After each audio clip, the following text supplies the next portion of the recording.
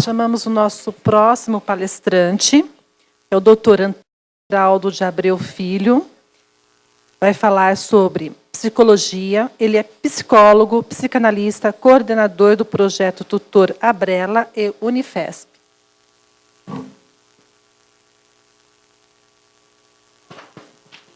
Bom dia a todos.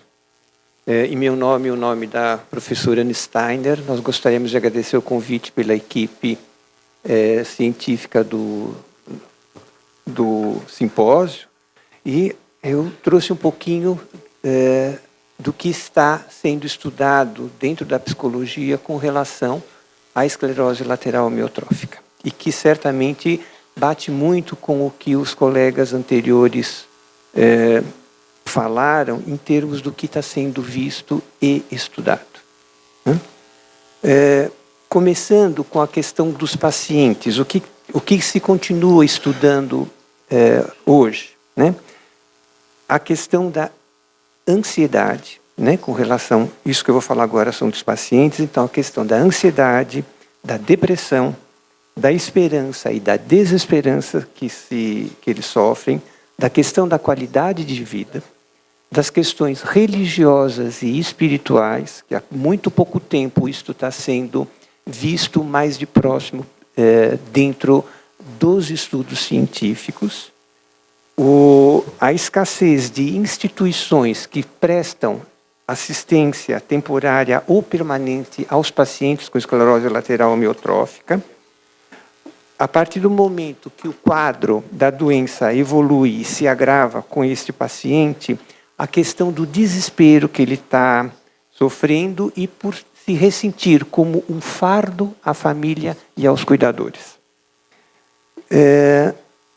Classificando-se esse paciente como uma pessoa que efetivamente já não tem mais utilidade nenhuma. Isto trazendo, consequentemente, um desgaste insano ao cuidador. E uma coisa interessante, que nos Países Baixos tem se observado relativamente a solicitação de eutanásia, né? Principalmente pelas questões de um sofrimento insuportável, de medo de sufocação, a dependência, a dor, a fadiga, a dispneia e a questão da perda gradativa da comunicação oral. Certamente são fatores que continuam merecendo muita atenção, né, com relação aos pacientes. Com relação aos cuidadores, o que se tem estudado, o que tem se visto, né?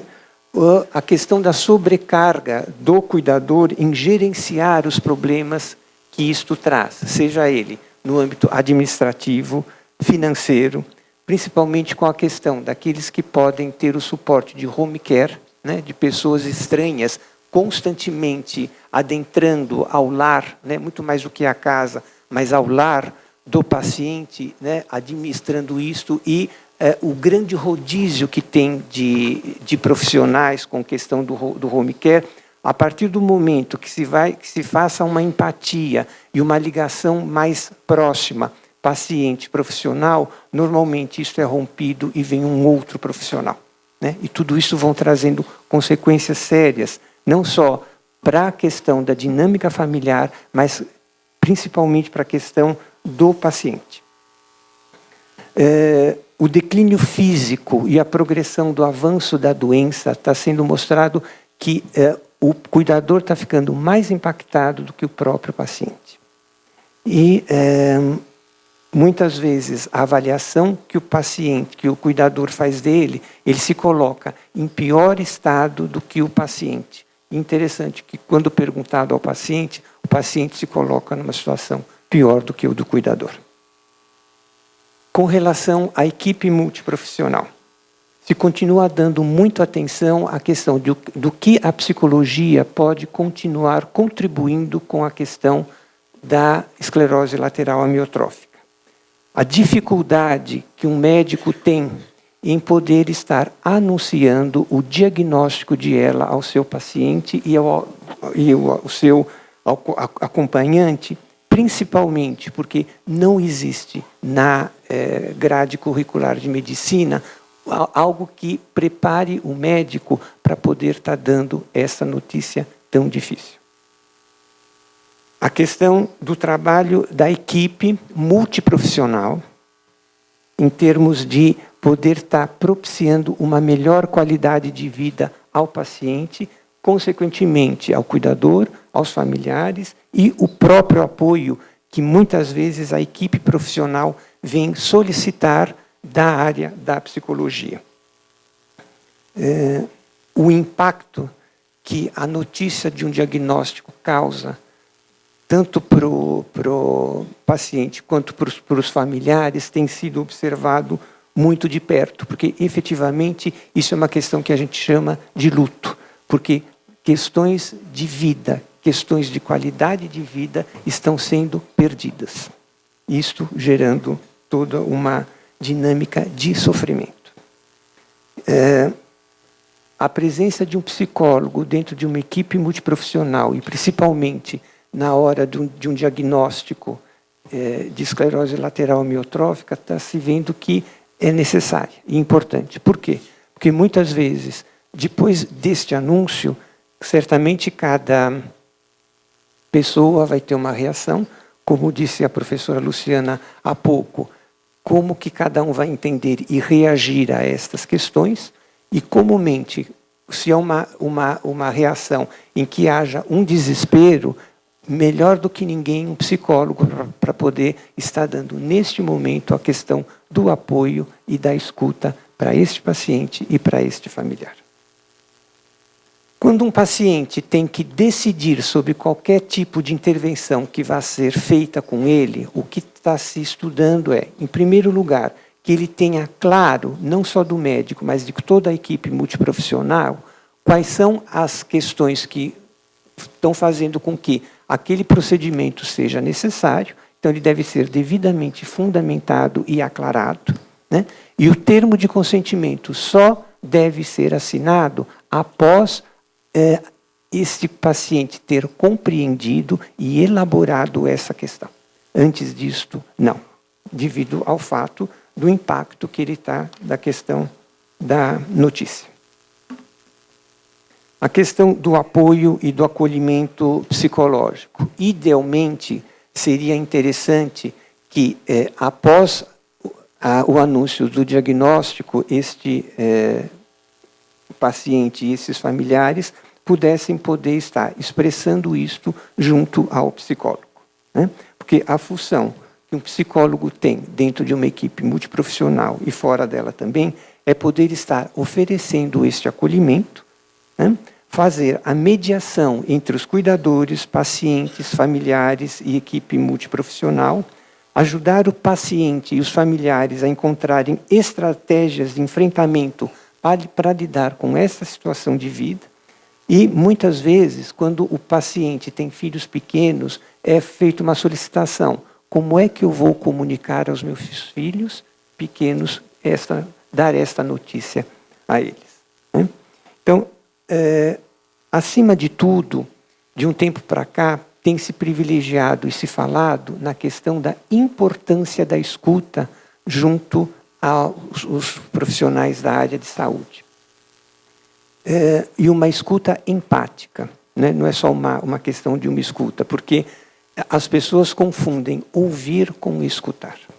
Há pouco, a doutora Luciana colocou da questão da inteligibilidade e da compreensibilidade, né? Muito mais do que a gente poder ter a inteligibilidade do que está sendo falado, é fundamental se ter a compreensibilidade do que está sendo falado, né? Aí que está a nossa escuta, é poder estar transcendendo aquilo que está sendo falado, né? Porque isto é que vai poder propiciar este apoio e que, principalmente, aí vem uma contribuição inegável da psicanálise, da qual eu tenho formação, né? Que nos foi deixado um legado desde Freud, que ele propôs essa questão de ir além da escuta, do que se ouve, né? Mas ir além disto, poder se escutar o paciente. Uma coisa que a gente pode estar fazendo uma comparação aqui. Quando a gente vai num cardiologista, ele não vai ouvir o coração, ele vai auscultar o coração. É muito diferente. Ouvir qualquer um pode, mas auscultar não é qualquer um que pode. Tem que ter um ouvido e tem que ter um olhar preparado e desenvolvido para isto. E como psicanalistas, existe já na formação essa questão. Nós temos um estudo que a gente faz, onde se coloca 3 coisas básicas. Primeiro, a questão de poder se ter uma análise pessoal. Então, um analista, para poder ouvir uma pessoa, antes de mais nada, ele precisa se ouvir. E, para isto, ele precisa se conhecer. Se conhecer significa entrar em contato com o meu mundo mental e entrar em contato com a minha humanidade. Se eu não fizer isto, eu não tenho condições de entrar no mundo mental de uma outra pessoa e muito menos reconhecer a humanidade que essa pessoa tem. Um segundo ponto é a questão da supervisão que a gente faz, que a gente estuda, onde nós vamos conversar com profissionais que já têm anos de percurso, têm esta visão e essa escuta e este olhar mais desenvolvidos para ajudar aqueles que estão começando a ter essa escuta e este olhar, acima de tudo, humanizados. A questão do estudo de um aporte teórico, sem dúvida, a gente tem que estar baseado dentro de uma teoria para que a gente possa estar entendendo sobre que ponto de vista eu estou olhando e fundamentando o fenômeno que está se passando diante dos meus olhos. E estar ligado a uma instituição para que eu possa constantemente estar me reciclando dentro dos conhecimentos da área da qual eu estou estudando. Comumente se aplicam questionários objetivos, né? Eles são necessários, mas eles não são suficientes. Porque eles vão medir a questão, se a gente for fazer um paralelo, novamente citando a doutora Luciana, a inteligibilidade. O que nos interessa é a compreensibilidade, né?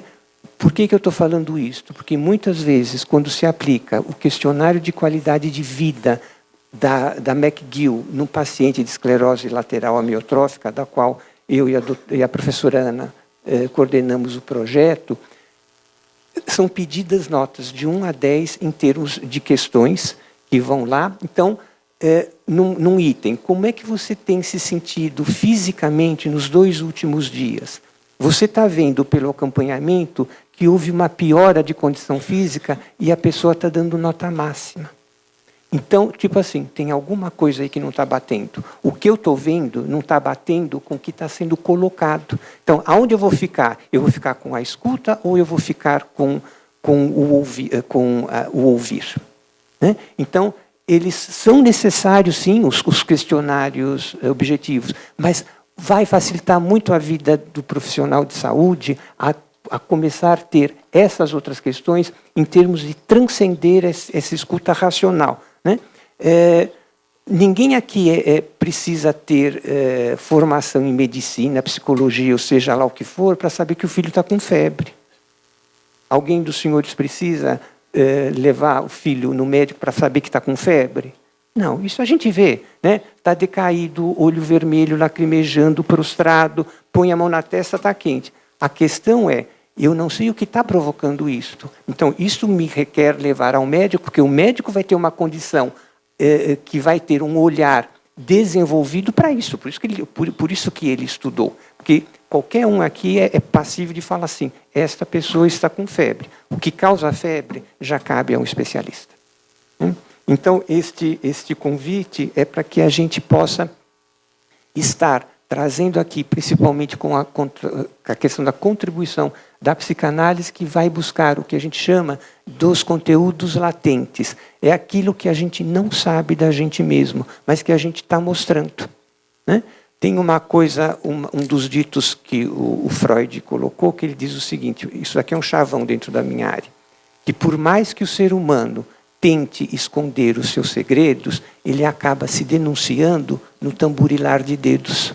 Então, conforme o doutor Sérgio também colocou aqui, muitas vezes, que um perito, como é que uma pessoa, com todas essas coordenadas que o senhor colocou de sua esposa, chega a usar o seu termo, que eu acho que o senhor foi muito simpático, educado em falar cavalo, né? Então, tipo assim, mas se um perito só ficar na questão latente, na questão manifesta, ele não vai enxergar. Nós temos recursos de poder para saber o que vai além disso, porque a gente sabe também que vai gente lá teatralizar. Quem é que não sabe disso? Né? Entra de cadeira de roda e sai empurrando. É impossível que a gente não perceba isto. Existem técnicas para a gente perceber isto. Existem maneiras de desenvolvimento e de olhar que a gente pode perceber isto. Onde, tipo assim, olha, mediante isto, porque a gente acaba mostrando aquilo que a gente é. Basta ter olhos e ouvidos para isso. Né? Então, nesse momento, é o que a psicologia tem trazido, e eu faço votos que a gente possa caminhar para uma questão onde exista esta humanização dentro do olhar e dentro da área da saúde, como há pouco tempo saiu, em abril agora passado, um artigo no...